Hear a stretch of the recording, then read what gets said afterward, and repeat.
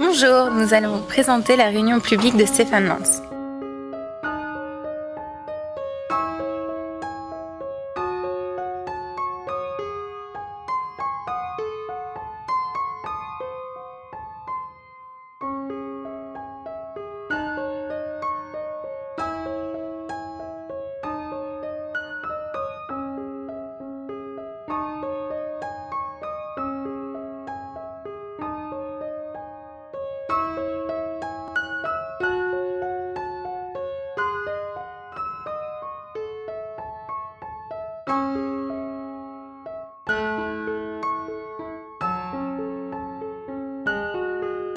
Bonsoir à tous, merci d'être venus ce soir assister à notre première réunion publique. Merci à Gérard Cornu, sénateur, maire de Fontenay-sur-Eure, et surtout vice-président de Chartres Métropole. Merci Monsieur Mira, ancien maire de Lucé, ancien conseiller général pour votre présence.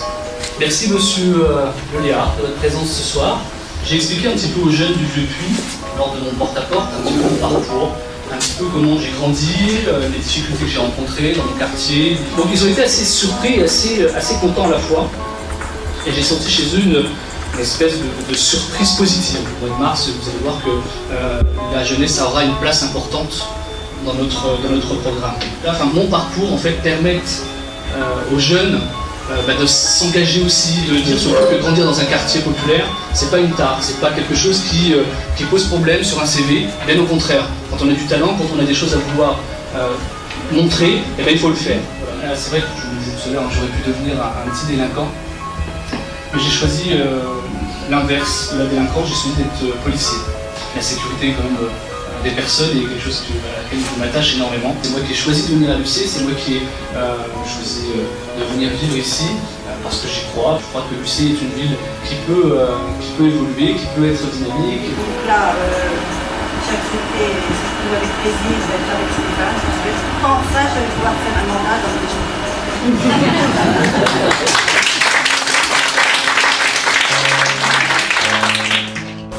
Je pense qu'à partir du moment où on veut, c'est pour ça que je dis que tous nos jeunes qui sont aux alentours de les cités ici peuvent réussir.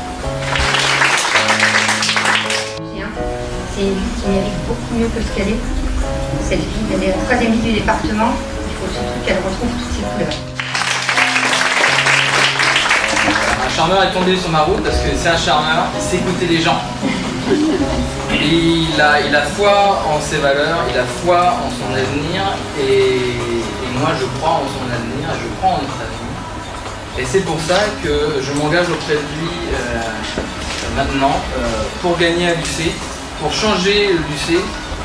Et comme tout arbitre de football, j'ai envie de mettre un carton rouge à monsieur. Voilà.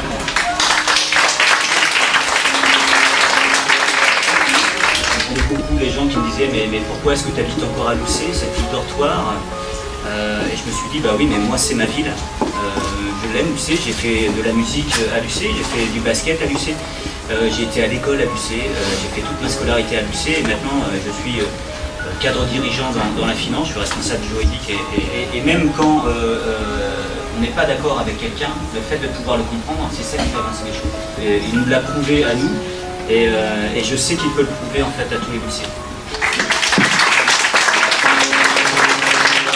Effectivement, comme l'a souligné Florent, j'ai essayé de rassembler sur cette liste des gens qui ont envie de faire bouger les choses, qui ont envie que Lucé se développe. Et c'est vraiment des personnalités qui se sont rassemblées autour d'un projet. Un accueil assez positif parce que les lycéens, voilà, vraiment aujourd'hui, on a un petit peu ras-le-bol de la politique de la gauche lucéenne.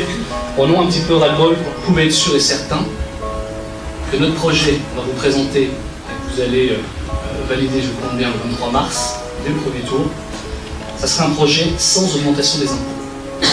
C'est possible, prends l'engagement ce soir, personnellement. Les commissaires en prennent également l'engagement ce soir. Le projet qu'on va vous présenter va être sans augmentation d'impôts. Je ne crois pas que M. Lecomte ce soir soit capable, au vu du tract que vous avez pu avoir dans vos boîtes aux lettres, de dire la même chose. Sur la ville La République, vous avez un morceau où il n'y a que ça. Il n'y a que ça. Les banques, les assurances, les banques, les assurances. Vous avez un boucher, marche bien, vous avez un fleuriste. Au-delà de ça, il manque du commerce de proximité. Le Vieux Puy. Le Vieux Puy demande, depuis 2008, un marché. C'est pas moi qui le dis, hein. C'est une pétition qui a été signée et qui n'a pas été entendue. Elle a été mise directement à la poubelle. C'est du commerce de proximité. Les gens attendent ça, les gens veulent pouvoir rester sur l'UC pour consommer. Nous agirons en concertation donc avec les élus de la majorité de Chartres Métropole pour réaliser cette zone, la zone Azac de Buisson-Lucé. On aidera les artisans à s'y installer, à mettre à disposition des artisans ou des autres entrepreneurs qui souhaitent investir et qui souhaitent se lancer dans une petite entreprise. Donc là, ce qu'on propose, c'est la création d'une maison de l'artisanat où l'artisan qui souhaite s'installer aurait sur 3-4 ans la possibilité de venir se développer et s'installer sur l'UC à moindre frais. Et il permettrait d'embaucher des lycéens, d'embaucher des apprentis, parce que nous avons 2 beaux lycées à l'UC qui ne méritent que ça, qui se développer et permettre à des jeunes qui sont dans ces lycées de rester sur l'UC et de signer des contrats avec ces auto-entrepreneurs ou ces artisans. C'est à nous, élus, d'aller au contact des lycéens, notamment en créant une police de proximité, police municipale de proximité. Les lycéens me disent en avoir assez de voir la police municipale passer dans leur rue sans s'arrêter, sans prendre contact, sans écouter ce que les lycéens ont à dire sur la sécurité. La délinquance, c'est tous les jours. Ce qu'on propose, c'est qu'il y ait moins de répression, mais plus de prévention. Beaucoup plus de prévention. Alors s'il vous plaît, monsieur le comte n'a pas le temps, c'est les associations lycéennes. C'est eux qui font vivre l'UC. Alors déjà que la commune ne monte pas de projet pour dynamiser la commune, pensez aux associations. Pensez aux associations, c'est utile. Je crois qu'il faut redonner de la fierté aux lycéennes et aux lycéens. Et c'est vrai que j'ai devant moi Fernand Mirat, et c'est vrai que l'UC a connu un grand homme, en la personne de M. Dezouche, et son successeur, Fernand Mirat. l'UC, c'est quand même la 3e ville du département. C'est de loin la 2e ville de l'agglomération. Et il est clair que si l'UC, avec une nouvelle municipalité, voulait s'investir dans Chartres Métropole, 47 communes, eh bien c'est normal. Eh bien le maire de l'UC est souvent absent. Il est non seulement absent au comité des maires, c'est le comité stratégique, mais en plus il est absent souvent aux réunions du comité communautaire de Chartres Métropole. Ça fait 31 ans que je suis maire.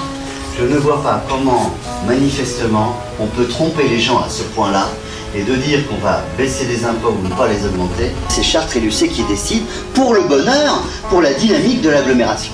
Et ça, c'est vraiment fondamental. L'UC doit compter et compte dans l'agglomération et ne doit pas abandonner les choses, déserter complètement Chartres Métropole. J'espère que vous serez meilleur que le maire que nous avons à l'heure actuelle, parce que quand on lui demande des rendez-vous, vous les avez jamais les rendez-vous. Hein?